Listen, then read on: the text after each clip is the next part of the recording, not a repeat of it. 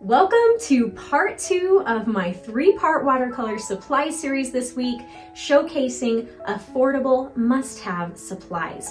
Finding the right painting supplies doesn't have to break the bank, so I will be showing several options that will fit within any budget level. Yesterday, I focused on watercolor paper options. Today, we'll be talking about some of my favorite brush brand sets, and in part 3 tomorrow, I will reveal my favorite paints and my palette setup. There is affordable supplies for everyone in the world of watercolors, and this is going to help ensure that you have the right tools to bring your artistic visions to life, no matter your experience level or financial budget. All right, moving on to some of my favorite brushes. Now, I am what you might call is a brush hoarder. I love getting and trying new brushes, plus I paint in many different mediums which require different types of brushes. But I think I have narrowed down some of my very favorite brushes into these 3 tiers that I hope will be helpful to you. I personally enjoy buying brushes when I can get a nice set out of the brand. So for my affordable, cheaper, and yet still good brushes, I've chosen the Artegría brand. Now you can get a really nice set of watercolor brushes for a very affordable price here. In fact, they do have several different sets that you can choose from depending on what you're looking for. So you may want to just search up Artegría watercolor brushes if you're interested so you can find the right ones for you. This particular set came with 10 synthetic brushes of different types and sizes. It mostly has round brushes in it, which is probably what I use the most, but it also came with a cat's tongue brush, a dagger, and a couple of flat brushes. And they only costed between about $20 and $30 depending on if they happen to be on a sale at the time. I used to use these brushes a lot, and I even used many of them in my YouTube tutorials before I created my own brush set, which we'll talk about in just a minute. But the hairs are soft and flexible, yet I also find that they have a good snap to the bristles, which is something I like. Something about these, though, I'll show a better comparison in just a minute, but some of the tips are not as pointy as I would like them to be sometimes. They can be tricky creating thin lines or even getting into smaller spaces sometimes. And the ferrules sometimes feel wiggly or loose to me. Maybe they're glued on rather than crimped, I don't know, but that is something that I noticed over time. So they are a little bit cheaper version of brushes. They work okay, but the lesser quality does show after a while. Moving on, here is another fun and affordable set that I tried a while back and really like. This is a Meeden brand brush set that comes with 10 brushes for only about $20. It has mostly different round sizes, but it also has a few flat brushes as well as a fan brush. These are some of the prettiest brushes I've ever seen. The blue gradient color on them is so fun. These have really good points to them and the bristles have a good snap to them. I probably like the quality of these better than the Artegría brushes, but there was a couple of downsides for me with this set.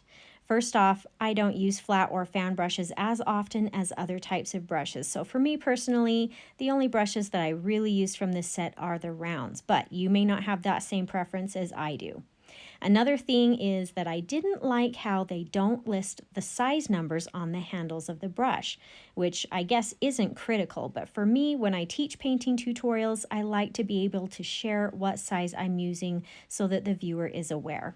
The last thing to keep in mind is that even though the brushes are super pretty with how light and white the bristles are, they do tend to stain quickly. Again, this isn't a huge deal, just something to be aware of. Overall, though, I really do like and recommend using this set. Next up, if you'd like to bump up your brushes to the next level, I do have a couple of options. Now, I have a couple of Princeton brushes. They didn't actually come in the set that I'm showing you here. They were just individual brushes that I picked up somewhere.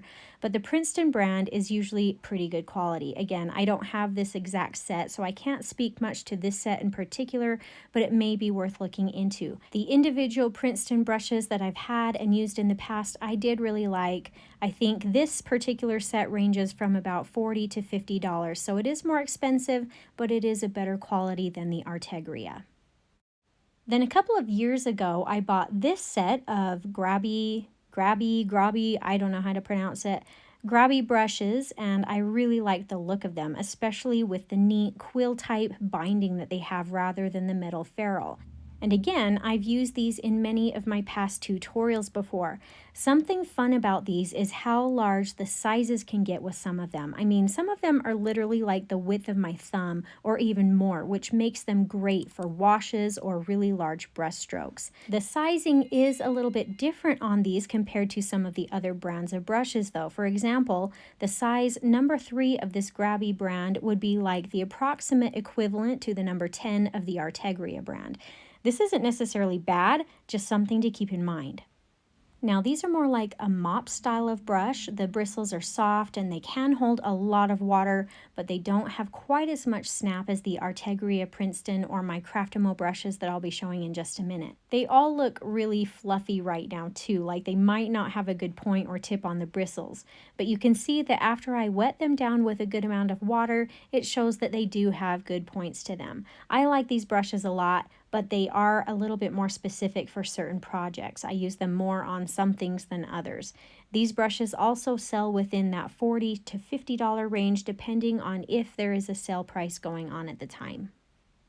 Okay, moving on to more of a professional grade, high quality, and also slightly more expensive brand of brushes next. I just have to pull out my Craftamo brushes for this. I was only introduced to this brand about a year ago, and I have never heard of them before that, but ever since my first set of sample brushes came that I personally designed with this company, I pretty much haven't used any other brush. And I know that I am a little bit biased here, but I can honestly tell you that these are my absolute favorite go-to brushes that I own. In fact, I can vividly remember my first time testing out the sample brushes, literally not sure if these were going to be good or not. And after trying out a few brush strokes with the number 10 round, I was just like, wow, okay, these are something special. I tried to create sizes that would work for just about any type of painting that I put on my YouTube channel so that if you decide to take the plunge and purchase a set, it will be used and it will be well worth it for you. These sold out within only 1 week of being released. They were set for a price of about $60, however, they were on sale for that first week also. So, like I say, a little bit more expensive, but in my mind, well worth it. When I created these, I chose the bristles, the sizes, the measurements, the colors, and even how the ferrule was attached to the brushes, literally everything. So I guess it's good that I've tried out so many brushes because then I actually kind of knew what I wanted. The bristles are made out of a Taclon synthetic material, so they are 100% cruelty-free, and even the metal ferrule is made out of a recycled material. These brushes have a terrific snap to the bristles and they look pretty too. In fact, let me show off the nice pointy tips that these Craftamo brushes have too. Let me pull out one of these Artegría brushes really quickly so you can see the comparison.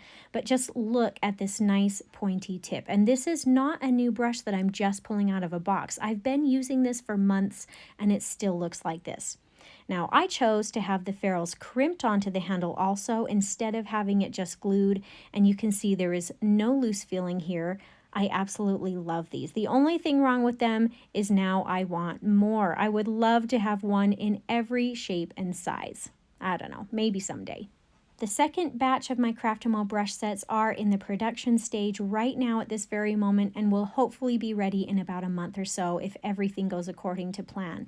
And the good news is that I believe Craftamo pretty much ships to anywhere around the world, so that is a definite bonus. These did sell out fast the first time around, so if you're interested in getting one of these sets when they come out again, I will put a link in the description of this video that you can just sign right up with, so you'll be one of the first ones to be notified when they are available again. Also, if you have a special brush brand that is your favorite, I would love to hear about it so that I can try something new. I'm sure there are other people watching on here today that would appreciate that information as well. Like I say, these things just happen to be my personal favorites. What is really the most important though is that you find the brushes that you like and work the best for you. Well, I guess that's it for this part 2 of my part 3 series on watercolor supplies. Hopefully you found some of the information helpful today. And don't forget to watch my last part 3 video coming out tomorrow featuring my favorite paint brands and colors. If you enjoyed this tutorial, I hope you'll consider subscribing to my channel so I can continue to help you discover your artistic side.